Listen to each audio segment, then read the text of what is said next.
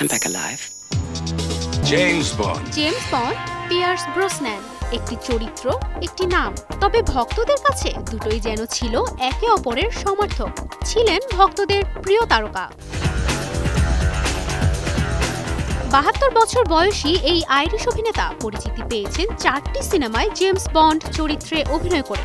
শুরুটা ১৯৯৫ আর শেষ মুভিটি রিলিজ পায় ২০০২ সালে। গেল মঙ্গলবার লন্ডনের GQ Man of the Year অ্যাওয়ার্ডসে উপস্থিত ছিলেন James Bond icon Pierce Brosnan. Pinstripe suit, কার্ফের সঙ্গে কালো টাইয়ের কম্বিনেশনে দারুণ লাগছিল তাকে। স্যুটের উপরে ছিল লম্বা কালো ওভারকোট, চোখে সানগ্লাস, পায়ে কালো চামড়ার জুতো। আর সেখানেই জেমস বন্ড নিয়ে আসন্ন সিনেমায় আবারও নতুন চরিত্রে অভিনয়ের ইঙ্গিত দিলেন এই অভিনেতা। জেমস বন্ড চরিত্রে ফিরে আসার সম্ভাবনাকে একসময় উড়িয়ে দিলেও সেই ফ্র্যাঞ্চাইজিতেই অবসরপ্রাপ্ত এজেন্টের চরিত্রে অভিনয়ের ধারণাটিকে নতুন করে সামনে আনেন তিনি।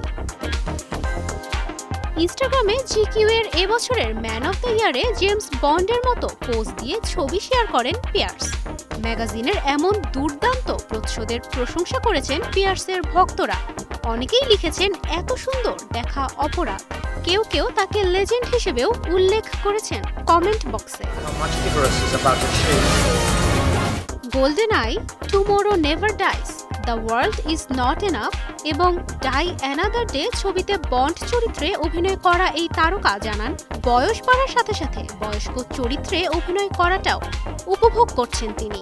বর্তমানে প্যারামাউন্ট ও ক্রাইম ড্রামা মবল্যান্ডের ২য় সিজনের শুটিং শুরু করেছেন বলেও জানান পিয়ার্স ব্রসন্যান। তুবাইশি বুশরা, স্টার নিউজ।